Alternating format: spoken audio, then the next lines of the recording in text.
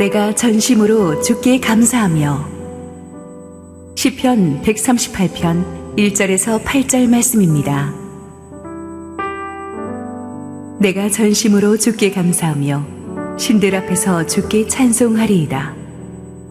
내가 주의 성전을 향하여 예배하며 주의 인자하심과 성실하심으로 말미암아 주의 이름에 감사하오리니, 이는 주께서 주의 말씀을 주의 모든 이름보다 높게 하셨음이라. 내가 간구하는 날에 주께서 응답하시고 내 영혼에 힘을 주어 나를 강하게 하셨나이다. 여호와여, 세상의 모든 왕들이 주께 감사할 것은 그들이 주의 입의 말씀을 들음이오며, 그들이 여호와의 도를 노래할 것은 여호와의 영광이 크심이니이다. 여호와께서는 높이 계셔도 낮은 자를 굽어 살피시며 멀리서도 교만한 자를 아심이니이다.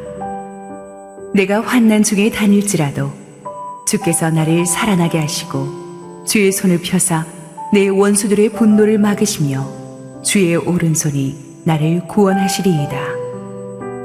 여호와께서 나를 위하여 보상해 주시리이다. 여호와여, 주의 인자하심이 영원하오니 주의 손으로 지으신 것을 버리지 마옵소서. 할렐루야. 우리 하나님께 감사와 영광의 박수 올려드리겠습니다. 너무 감사합니다. 우리 추수감사절 예배에 오신 모든 성도님들에게 주의 은혜가 충만하게 임하기를 축원합니다. 우리 함께 기도하시고 하나님 말씀 보겠습니다. 사랑하는 아버지, 은혜 감사합니다. 오늘도 부족한 종을 감추시고 우리 주님 능력의 말씀 주시옵소서. 예수님 이름으로 기도했습니다. 아멘. 시편 138편은 다윗의 시입니다. 시편 곳곳에 나타난 표현들을 보면 환난, 구원, 원수들의 분노, 세상의 왕들, 낮은 자를 굽어 살피신다는 이런 표현들이 지금 다윗이 인생 어떤 스테이지에 와 있는지를 대략 짐작하게 해줍니다. 이것은 다윗이 모두 실제 삶에서 경험한 일들이라는 것을 감안할 때 이것이 다윗이 아주 어릴 때 쓴 시편은 아니었던 것 같고, 모르면 몰라도 다윗이 13년의 광야 생활을 끝내고 왕이 된 지 얼마 안 되던 시점에 쓰여진 시편이 아닌가 합니다. 그래서 열방의 왕들과 어느 정도 어깨를 나란히 할 수 있는 위치에 갔을 때쯤 쓰여진 시편임을 짐작해야 합니다. 아마 다윗의 나이가 30대 중반 정도였겠죠. 오랜 광야 생활을 거쳐서 이제 마침내 이스라엘의 왕이 되었으니까 이제 다윗도 고생 끝 행복 시작 아니냐고 생각할 수 있겠지만 결코 그렇지 않죠. 우리도 보면은 인생의 저 관문만 넘어가면 될 것 같은데 넘어가면 또 다른 새로운 역경들이 기다리고 있지 않습니까? 수험생들은 대학만 가면 될 것 같은데 대학 가고 나면 또 새로운 문제들이 오고, 취직만 하면 될 것 같은데 이제 취직하면 또 새로운 문제들이 오듯이 다윗도 인생 전반전의 이 광야의 시간은 끝났지만 새로운 왕으로서의 역경들이 그를 기다리고 있었습니다. 몰락한 사울 왕조의 그 잔재들이 남아서 아직도 반역자들이 곳곳에 있었고, 주변의 많은 이웃 나라들도 새로 들어선 왕조가 기반을 잡기 전에 흔들어 보려고 계속 침공해 왔습니다. 그래서 왕이 되긴 했지만 다윗에게는 결코 샴페인을 터뜨릴 수 있는 여유가 없었죠. 치열한 광야에서의 전반전을 마무리하고 이제 하프타임이에요. 왕으로서의 후반전을 준비해야 될 때인데 이 시편 138편은 다윗이 하프타임 때 드렸던 예배입니다. 이 하프타임의 이 다윗의 예배가 다윗이 왜 그토록 많은 역경에도 불구하고 승리자의 인생을 살 수 있었는지를 우리에게 보여주죠. 다윗은 이 하프타임의 예배를 감사의 예배로, 찬송의 예배로 드리고 있습니다. 그래서 우리 모두에게 추수감사절의 스피릿이 어떤 것인지를 이 본문이 잘 전달해 줍니다. 1절에 보니까 내가 전심으로 주께 감사하며라는 말로 시작하죠. 영어 성경에 보니까 with all my heart, 전심으로, 그러니까 100% 진심으로, 너무나 기뻐서, 너무나 열정적으로 주님께 감사한다가 전심으로 감사하는 거예요. 여러분, 믿음 좋은 사람도요, 이렇게 100% 전심으로 감사하는 거 쉽지 않습니다. 당장 올해 추수감사절을 맞이해서 여러분 지금 어떤 마음가짐으로 감사하고 계세요? 다윗처럼 전심으로 기뻐서 열정적으로 100% 진심으로 감사하고 계십니까? 아니면 교회에서 추수감사절 한다 하니까 그냥 마지못해 이렇게 요식행위로 감사하십니까? 뭐가 그렇게 감사하지라는 분들도 있을 거예요. 이유는 다양하겠죠. 오랜 기도 제목이 응답되지 않아서 하나님께 조금 삐져 있는 분들도 계시고, 내 계획대로 일이 빨리빨리 되지 않으니까 좀 실망한 사람, 또 혹은 내 이웃이나 내 이웃의 자녀가 잘 되는 모습이 자꾸 나랑 비교가 돼가지고 자괴감에 빠지고 이러면 감사가 잘 안 됩니다. 전심으로 감사한다는 것은 또 100% 모든 걸 주님의 공로로 인정한다는 건데, 솔직히 이건 주님이 한 것보다 내가 한 게 더 많은 것 같을 때가 있거든요. 그럴 때는 또 전심으로 주께 감사하기 어렵습니다. 저는 요즘 우리 한국교회가 위기라고 하는데, 그 어떤 외부적인 위기보다 우리 한국교회 성도들이 전심으로 주께 감사하는 마음을 많이 잃어버린 것 같아서 그게 좀 안타깝습니다. 이것은 감사할 것이 없어서가 아니라 물질적인 풍요에 어느 정도 익숙해진 우리가 이 영적으로 어딘가서부터 좀 병들었기 때문이라고 저는 봅니다. 그런 맥락에서 전 중앙일보 고문 이어령 선생님이 소천하시기 얼마 전에 쓰신 기도시, 아름다운 대한민국, 나라와 민족의 현실을 생각하면서 쓰신 기도시를 함께 영상 녹음으로 음미해 보기를 원합니다. 아름다운 나라 대한민국, 이어령. 하나님, 우리 조국을 구원하소서. 당신은 이 나라를 사랑합니까? 한국은 못난 조선이 물려준 적박한 나라입니다. 지금 백척간도 벼랑 끝에 있습니다. 그곳에는 선한 사람들이 많이 살고 있습니다. 해지고 구멍나 비가 새고 고칠 곳이 많은 나라입니다. 버리지 마시고 절망으로부터 희망의 날개를 달아주소서. 어떻게 여기까지 온 사람들입니까? 험난한 기아의 고개에서도 부모의 손을 뿌리친 적은 없습니다. 아무리 위험한 전란의 들판이라도 등에 업은 자식을 내려놓지 않았습니다. 남들이 앉아있을 때 걷고 그들이 걸으면 우리는 뛰었습니다. 숨가쁘게 달려와 이제 의식주 걱정이 끝나는 날이 바로 눈앞인데 그냥 추락할 수는 없습니다. 우리는 지금이 벼랑인 줄도 모르는 사람들입니다. 어쩌다가 북한이 핵을 만들어도 놀라지 않고 수출액이 5천억 달러를 넘어서도 웃지 않는 사람들이 되었을까요? 거짓 선지자들을 믿은 죄입니까? 남의 눈치보다 길을 잘못 든 탓입니까? 정치의 기둥이 조금만 더 기울어도, 시장 경제 지붕에 구멍 하나 더 생겨도, 법과 안보의 울타리보다 겁없는 자들의 키가 한치만 더 높아져도 그때는 천인단의 나락입니다. 비상 때는 비상해야 합니다. 싸움밖에 모르는 정치인들에게는 비둘기의 날개를 주시고, 살기 팍팍한 서민에게는 독수리의 날개를 주십시오. 주눅들은 기업인들에게는 갈매기의 비행을 가르쳐 주시고, 진흙바닥의 지식인들에게는 구름보다 높이 나는 종달새의 날개를 보여주소서. 그들을 날게 하소서. 뒤처진 자에게는 제비의 날개를, 헐벗은 사람에게는 공작의 날개를, 홀로 사는 노인에게는 학과 같은 날개를 주소서. 그리고 남남처럼 되어가는 가족에게는 원앙새 깃털을 내려주소서.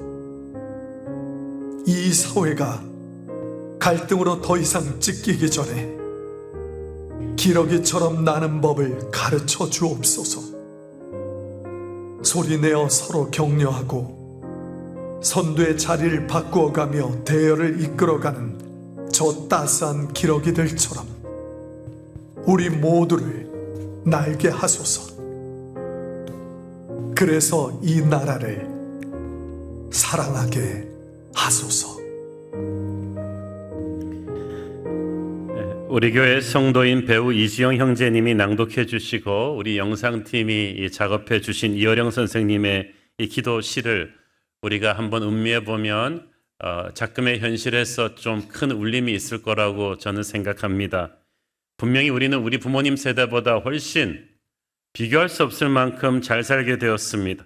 그런데 지금 우리는 감사하는 마음보다는 불평불만의 마음과 서로 비교하고 갈등하는 마음이 더 커서 전 국민이 이마에 내천자를 끓이고 있는 것 같은 안타까운 현실이 되었습니다.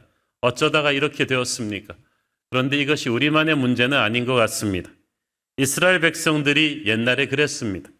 그들의 감사가 시들해진 것은 광야가 아니라 약속의 땅에 들어가였어요. 광야에서는 하나님이 자신들과 함께 하신다는 사실을 느끼기가 쉬웠습니다. 워낙 아무것도 없으니까 아침에 일어나서 만나가 내려서 배를 채우면 이건 하나님의 은혜라는 것을 누구나 알 수 있었어요. 떼약볕이 뜨거울 때 구름 기둥이 딱 카바를 해줘서 시원해지면은 하나님이 우리와 함께 한다는 것을 누구나 알 수 있었어요. 마실 물이 없어서 죽어갈 때 기도해서 반석에 물이 터져 나오면 이 물은 하나님이 주신 것이다. 누구나 알 수 있었어요.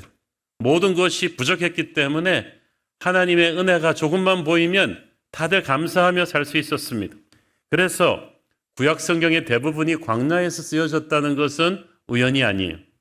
모세오경이 광야에서 쓰여졌죠. 열왕기 상하, 역대 상하, 다니엘, 에스겔, 우리가 최근 공부하고 있는 에스더서도 다 광야 같은 포로 생활 중에서 쓰여진 책들이에요. 이것이 우연입니까? 광야에 몰렸기 때문에 그들은 하나님의 임재를 느낄 수가 있었고 하나님께 감사하는 영적인 그래도 이 깨달음이 있었어요. 그런데 약속의 땅에 들어가고 나니까 광야 시절만큼과는 비교할 수 없을 만큼 풍족해졌는데 그 다음부터 하나님께 감사해야 될지 말아야 될지가 이제 혼란이 오기 시작했어요. 하늘에서 매일 내리던 만나 대신 자신들이 땀 흘려서 농사지어서 추수한 곡식을 먹으니까 이게 하나님 은혜인지 우리의 노력의 산물인지 판단이 안 서는 거예요.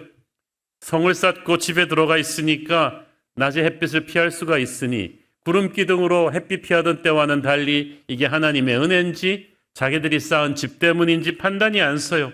그런 식으로 판단이 안 서니까 감사가 시그러들고 그러니까 영적으로 시험 들기 시작했어요. 그러고 나니까 하나님 아닌 다른 우상신들을 붙잡기 시작했고 하나님은 그들에게서 하나님의 임재를 거두어 버리셨어요. 하나님의 임재를 거두니까 백성들끼리 서로 싸우고 분열하고 그 틈을 타서 사방에 외세 세력들이 들어와서 그들을 유린했습니다. 이게 사사시대예요. 이 사사시대의 혼돈의 시대가 무려 400년을 갑니다. 정말 비극적인 것이 약속의 땅에 들어왔는데 이 난리가 난 거예요. 광야 때는 몸은 힘들었지만 마음은 약속의 땅에 대한 소망으로 믿음을 가지고 갈 수 있었는데 이제 몸이 약속의 땅에 들어온 뒤부터는 적당히 이 땅의 풍요에 익숙해지면서 마음이 광야가 되어버렸어요. 그들은 약속의 땅에 살기는 살았지만 그 약속의 땅을 온전히 정복하고 지배하지 못하는 굉장히 무기력한 좀 어정쩡한 영적 회색지대에 살고 있었던 거죠.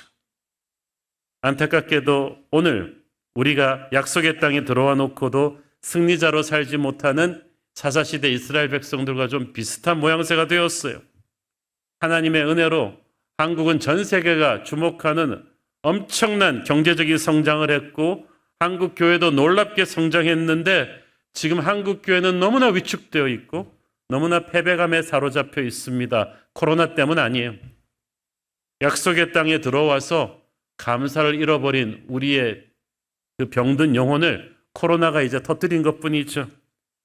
이게 내가 한 건지 주님이 하신 것인지 잘 모르겠다고 하는 것 자체가 벌써 우리가 영적인 판단력이 흐려진 거예요.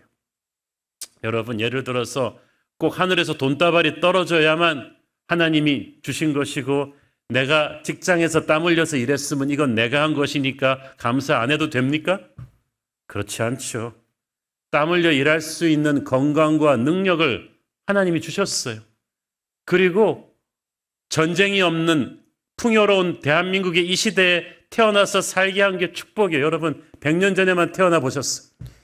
여러분, 아무리 똑똑했어도 그 구한말 조선에 태어났으면 어떻게 됐겠어요?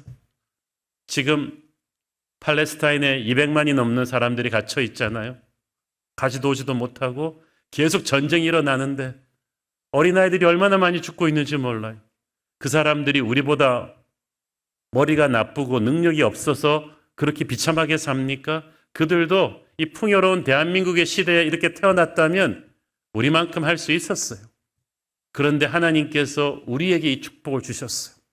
그러므로 우리가 땀 흘려 일했지만 100% 하나님의 은혜가 아닌 것이 없습니다. 그러므로 여러분, 혹시 여러분 그렇게 판단이 안 서실 때 이게 내가 한 건지 하나님의 은혜인지 모르겠다고 할 때 하나님의 은혜입니다. 내가 한 게 아니란 말이죠. 약속의 땅에 살면서도 승리자로 살지 못하고 무기력하게 살았던 이스라엘 사사시대의 그 400년의 혼돈은 언제 끝났는가? 다윗의 때에 끝났어요. 다윗이 사사시대의 혼돈을 끝낸 거예요. 왜? 다윗이 감사를 하는 예배자였기 때문이라고 믿습니다.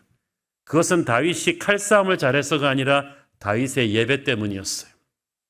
다윗은 군인이기 전에 예배자였어요. 특히 그의 예배는 항상 감사와 찬송이 끊이지 않는 예배였어요. 그의 모든 시편에는 감사와 찬양이란 단어가 나옵니다. 그는 어릴 때부터 아무것도 아닌 자신을 택해 주신 하나님에 대한 감사가 넘쳐 흘렀던 사람이고 그 감사의 마음으로 평생을 살았어요. 3살 버릇이 8까지 간다고 했는데 여러분, 젊은 나이 때부터 감사하는 습관을 몸에 붙이기를 바랍니다. 여호와의 신실하심이 여러분을 평생 지킬 것입니다.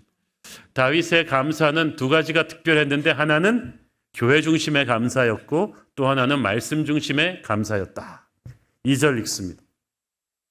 내가 주의 성전을 향하여 예배하며 주의 인자하심과 성실하심으로 말미암아 주의 이름에 감사하오리니 이는 주께서 주의 말씀을 주의 모든 이름보다 높게 하셨습니다. 주의 성전, 주의 말씀, 이 2가지가 다윗의 감사의 핵심이었어요.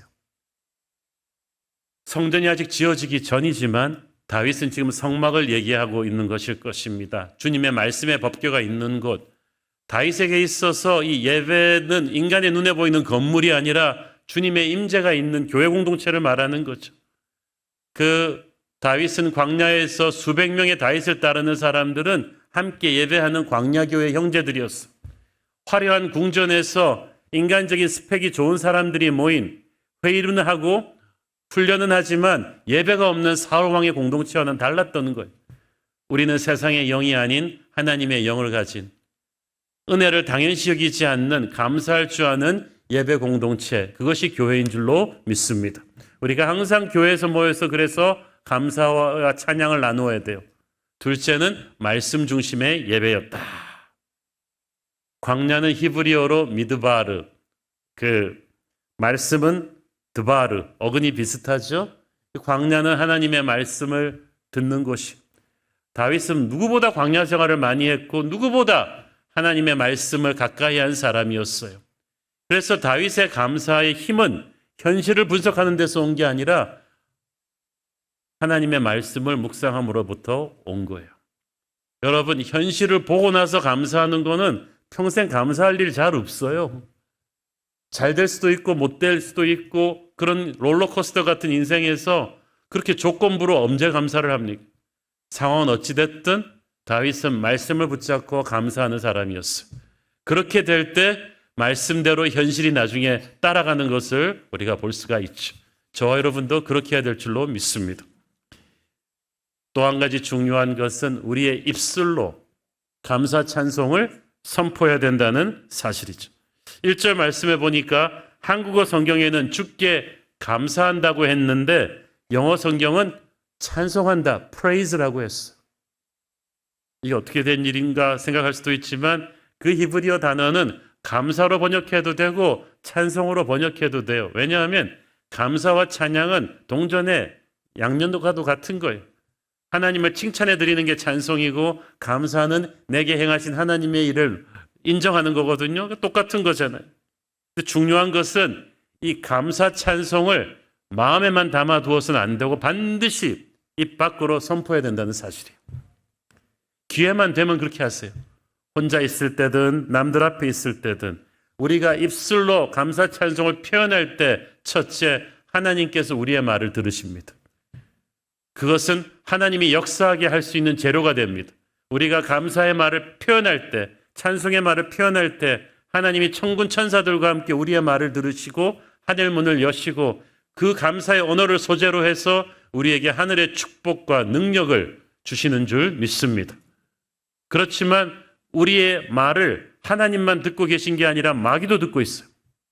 그래서 1절에 보니까 내가 신들 앞에서 주께 찬송하리이다. 여기서 신들은 그 당시 열방이 섬기던 우상신들일 뿐만 아니라 자기가 신이라고 생각하던 이방의 교만한 왕들까지 다 포함하는 거죠. 그런 이들 뒤에는 마귀가 있죠. 다윗이 그들 앞에서 찬송하겠다. 그 말은 무슨 말이에요? 감사 찬양은 내 입 밖으로 나오는 순간 마귀를 공격하는 영적 전쟁의 무기가 됩니다. 칼이 되는 거예요. 우리의 말을 하나님만 듣고 계신 게 아니라 마귀도 듣고 있다. 그러므로 항상 불평과 원망과 낙담의 말을 여러분이 자꾸 투덜투덜 뱉는 순간 그것은 바퀴벌레가 오라고 초대하는 버리지 않은 음식 쓰레기처럼 되는 거예요. 그래서 여러분의 삶에 그런 지저분한 마귀의 역사가 끊이지 않고 계속되는 건 여러분이 무의식적으로 붙는 불평과 원망의 말이 계속 마귀에게 먹이를 주고 있기 때문이에요. 그러므로 여러분의 인생에서 마귀가 얼쩡거리는 걸 차단하려면 입술을 지키기를 바랍니다. 지금부터도 불평과 원망의 말을 하지 말고 감사와 찬양의 말을 하십시오. 그러면 여러분과 여러분의 가정 안에서 마귀의 장난질이 줄어들 것이고 그리고 감사와 찬송을 하게 될 때 마귀가 힘이 빠지고 도망가게 될 것입니다. 우리의 말을 하나님이 들으셔서 역사하시고 마귀가 듣고 또 도망가는데 우리 자신도 우리의 말을 들어요. 그 시편에 보면은 다윗이 자기 자신에게 하는 말이 많아요. 찬양하라 내 영혼아, 내 영혼아 어찌하여 낭망하여 하는고 너는 하나님을 바랄지어다. 어떻게 보면 좀 정신이 이상한 사람 같아. 자꾸 자기한테 말을 하는 거예요. 그런데 히브리어로 묵상한다는 말이 입으로 중얼거린다는 뜻이에요. 그러니까 묵상이 생각만 하고 있는 게 아니라 입술로 반드시 표현하는 거죠. 여러분 성경 암송을 많이 하십시오. 암송 카드를 항상 가지고 다니면서 생각만 하지 않고 틈만 나면 자기 자신에게 선포를 해주세요. 요새 유튜브에 보면은요 영어로 그 구약 성경, 신약 성경의 파워풀한 이 말씀들을 계속해서 아침에 들려주는 게 많아요. 제가 아침 먹으면서 그거 듣거든요. 여러분 자기 자신에게 말씀을 선포해 주세요. 내게 능력 주시는 자 안에서 내가 모든 것을 할 수 있느니라. 주의 말씀은 내 발의 등이요 내 길의 빛이나이다. 내가 죽지 않고 살아서 여호와의 영광을 선포하리로다.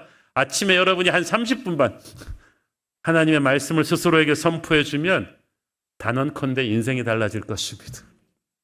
우리의 입술의 언어를 하나님이 들으시고 마귀가 듣고 내 자신도 듣고 있지만 우리 주변 사람들도 듣고 있어요. 특히 하나님 모르던 사람들이. 4절 시작. 여호와여 세상의 모든 왕들이 주께 감사할 것은 그들이 주의 입의 말씀을 들음이오며. 세상의 모든 왕들, 다윗 주변 나라의 왕들인데 예배 안 하는 하나님 안 믿는 사람들인데 어디서 하나님 말씀 들었겠어? 다윗이 말하는 거 들은 거예요. 그리고 5절에는 그들이 여호와의 도를 노래할 것이라고 했습니다. 그들이 어떻게 하나님을 찬양하게 되었을까요? 이 왕들은 한 번쯤은 다윗이랑 싸워본 적이 있는 왕들이죠. 그 당시 서로 병력이나 무기가 비슷비슷했기 때문에 서로들끼리 싸움을 해봐야 그냥 박빙의 승부를 하게 되는데 깜짝 놀란 게 병력도 비슷비슷하고 무기도 비슷비슷한데 다윗의 군대랑 싸우면 압도적으로 다윗이 이기는 거예요.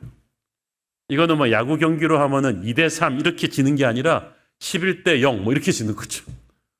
상대가 너무 세면 상대에 대한 존경심이 듭니다. 그들은 다윗에 대한 존경심이 들었는데 이길 때마다 다윗이 하나님을 찬양하는 걸 보면서 저거구나. 저게 다윗과 우리의 차이구나 하면서 열방의 왕들이 하나님을 찬양하게 되었다는 거죠. 여러분, 우리 주변의 사람들이 우리의 언어를 통해서 하나님을 느낍니다. 그래서 우리가 전심으로 항상 감사를 말하면 우리는 자기도 모르는 사이에 전도하고 있는 거예요. 선교하고 있는 거예요. 반대로 우리가 감사의 말을 닫고 있으면 우리는 전도의 문을 닫아 걸어버리는 거죠. 얼마나 죄 짓는 거예요. 그래서 여러분 항상 주변 사람들은 불평과 원망을 해도 여러분은 항상 감사를 입에 달고 살기를 바랍니다. 여러분을 통해서 하나님이 역사하신다니까요. 그렇게 항상 감사하는 자에게 하나님이 보상을 하시는데 첫째, 영혼이 강해지는 기도 응답을 보상으로 주십니다. 3절 읽습니다. 내가 간구하는 날에 주께서 응답하시고 내 영혼에 힘을 주어 나를 강하게 하셨나이다. 내가 간구하는 날에 응답하신다는 말은 엄밀하게 번역하면 Every time I pray, 내가 기도할 때마다 응답을 주신다는 거예요.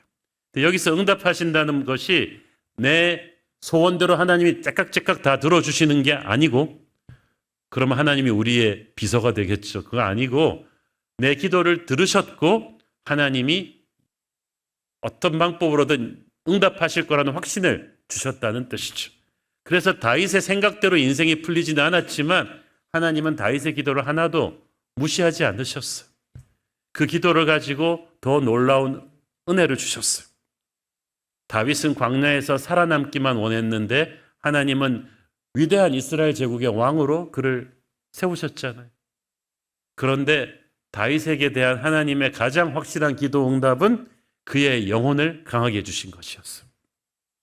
가장 위대한 기도 응답은 저는 이 영혼을 강하게 한다는 말을 성령 충만의 축복이라고 봅니다. 은혜 충만의 축복이라고 봅니다. 그래서 여러분 간신히 교회 다니는 사람이 있고요. 성령이 충만한 사람이 있어요. 영혼의 힘이 강한 거예요. 마귀가 건드리지 못해요.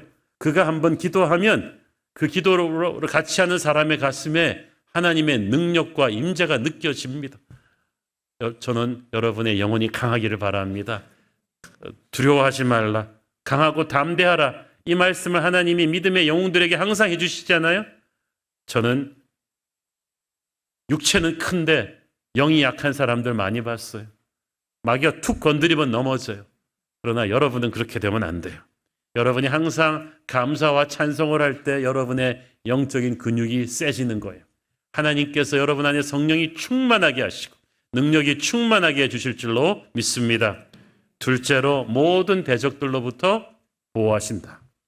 7절 내가 환난 중에 다닐지라도 주께서 나를 살아나게 하시고 주의 손을 펴사 내 원수들의 분노를 막으시며 주의 오른손이 나를 구원하시리이다. 다윗은 수많은 죽을 고비를 광야에서 넘겼는데 주께서 나를 살아나게 하시고, 저 환난 중에 다닌다는 말은 그냥 환난이 한두 개가 아니고 그 지뢰밭으로 걸어간다는 뜻이에요. 그런데 안 죽어. 여러분 이스라엘 성지순례 가시면 다윗의 이 말이 무슨 뜻인지 아실 거예요. 지리산처럼 울창한 데는요 엄폐물이 많고 그러니까 숲으로 숨으면 로빈후드처럼 살 수가 있는데 다윗이 숨었던 광야는 완전히 오픈이에요. 텅 빈 그 사막인데 가서 생각을 했다니까 제가 야 여기서 어떻게 다윗을 못 잡았지 10년이나 수만 명의 대군이 다윗을 찾아다녔는데 이것은 하나님이 지켜주지 않고는 불가능한 일이었어요. 그러니까 다윗은 어떻게 살아남는가 고민하지 않았어요. 하나님이 어떻게든 살려주실 것임을 믿었어요. 그리고 하나님이 다윗을 광야로부터 빨리 빼주지 않았어요. 희한하죠? 근데 우리는 하나님이 나를 광야로부터 빨리 빼줘야 기도 응답이라고 생각하잖아요. 근데 아니에요. 오히려 환난을 이길 수 있는 힘을 줬다. 왜냐하면 하나님은 우리에게 생고생 시키려고 광야를 주신 게 아니라 우리에게 다른 종류의 광야를 주시면서 위대한 미래를 준비하는 영적인 근육을 만드신 거예요. 여러분 왜 헬스에 가서 다양한 운동을 합니까? 모든 운동 세트마다 다른 근육을 키워주기 때문이죠. 하나님은 위대한 제국의 왕으로 다윗을 준비시키고 계셨던 거예요. 그렇기 때문에 여러분 환난을 빨리 멈춰달라 그러지 말고 이 환난을 통해서 주님이 주시는 은혜를 기대하십시오. 손을 펴사 내 원수들의 분노를 막으시며 다윗은 20살 때부터 죽이려는 원수들이 많았어. 70이 될 때까지 명함만 바뀌었지 계속 새로운 원수들이 왔어요. 그러나 다윗은 난 왜 이렇게 원수가 많지? 갈등하지 않았다는 거예요. 여러분의 사명이 크기 때문에 마귀가 원수가 많은 거야. 그렇지만 어떤 원수가 와도 상관없어요. 하나님이 그것들을 다 퉁겨내셨어. 근데 오늘의 본문을 보면서 여러분 좀 주목하실 게 하나 있는데 이 영어 성경하고 한국어 성경을 여러분이 비교하면서 보시면은 이 과거, 현재, 미래의 시제가 이 여기서 막 온통 섞여 있어요. 예를 들어서 1절에 내가 주께 감사하며 한국어로는 분명히 현재 진행형이죠. 주께 감사하며. 근데 영어 성경에 보면은 I will praise. 내가 주께 감사할 것이다. 오역입니까? 또 내 원수들의 분노를 막으시며 주의 오른손이 나를 구원하시리이다. 이게 지금 일어나고 있는 일인지 미래에 일어날 일인지 막 뒤섞여 있는 경우가 많아요. 왜 이렇게 됐냐면 원래 히브리어가 영어나 한국말처럼 과거, 현재, 미래 시제가 없어요. 아예. 그냥 히브리어는 완료형이랑 미완료형뿐이에요. 왜 그러냐?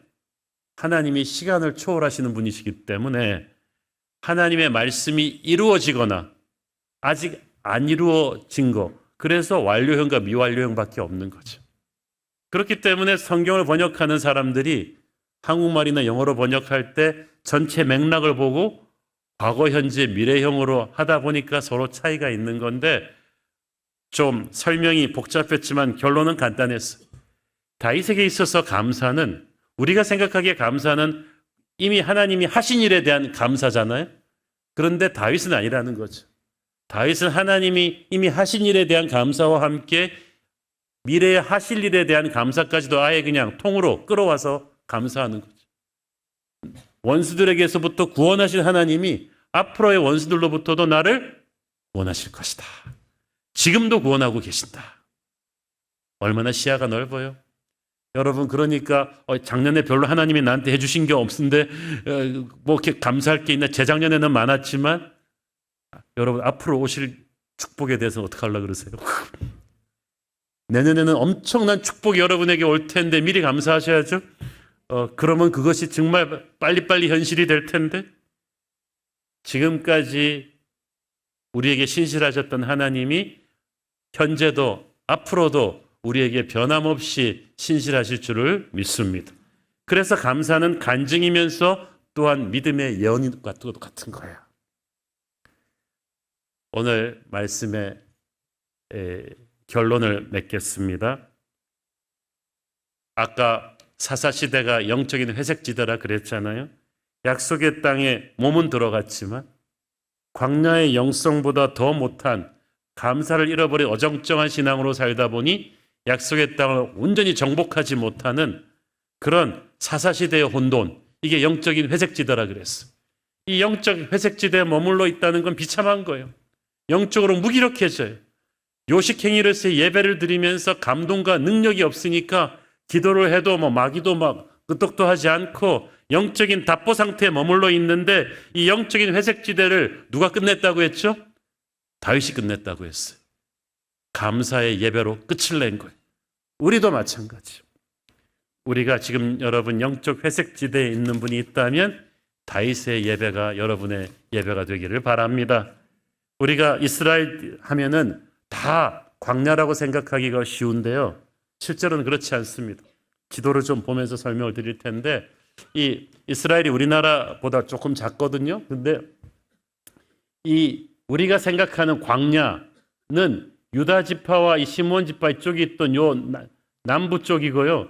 이 북부에 다른 지파들이 있던 북쪽은 갈릴리 호수도 있고 굉장히 울창한 숲과 농사하기 좋은 옥토가 좋은 아주 좋은 땅이에요. 그런데 희한하게도 이 아주 좋은 기름진 땅에 정착했던 지파들이 오히려 감사를 잃어버리고 영적으로 타락하고, 다윗을 배출한 찬양의 지파 유다 지파는 대부분 광야 사막지대였다는 사실. 희한하죠? 기름지고 좋은 땅에 있던 지파들은 오히려 감사를 잃어버리고 영적인 회색지대에 갇혔는데, 사막 광야지대에서 살았던 유다 지파가 가장 강성해지고 다윗을 배출하고 예루살렘을 품에 안고 있고 나중에 예수 그리스도가 태어나게 되는 지파가 된다는 거죠. 이것은 우리에게 무엇을 의미합니까? 우리가 광야의 예배를, 감사의 예배를 가슴에 품고 있다는 것이 너무나 중요하다는 거죠. 아모스서에 보면 하나님께서 다윗의 무너진 장막을 일으키라고 하십니다. 그 말은 하나님께서 다윗의 예배를 그리워하신다는 거예요. 이스라엘이 그동안 수백 년의 예배를 드렸지만 하나님은 그 요식행위로서 드리는 감사가 없는 그 예배에, 전심으로 감사하지 않는 그 예배에 식상하셨어. 내게 다윗의 예배를 다시 보여다오. 전심으로 내게 감사했던 다윗의 예배를 네가 회복한다면 너희들의 영적 회색지대를 내가 끝을 내줄 것이다. 하늘의 돌파구를 열어줄 것이다. 지금 여러분의 인생이 영적 회색지대에 있는 분이 있다면 이 추수감사절을 맞아서 기도하십시오. 주님, 제가 감사의 예배를 회복하고 싶습니다. 감사로 제사를 드림으로 하나님을 영화롭게 함으로 나의 영적인 무기력함을 끝내고 싶습니다. 영적인 혼돈을 끝내고 하늘의 역사를 제대로 체험하기를 원합니다. 그것이 이번 추수감사절에 저와 여러분의 결단이기를 축원합니다. 기도하겠습니다. 주님 은혜를 감사합니다. 전심으로 주께 감사했던 다윗의 영으로 우리가 예배하기를 원합니다. 너무나 많이 누리고 있으면서도 감사를 잃어버린 사사시대 이스라엘 사람들 같은 우리 한국교회 성도들을 용서하여 주시고 하나님을 향한 뜨거운 감사가 다시 회복되게 하여 주시옵소서. 예수님 이름으로 기도했습니다. 아멘.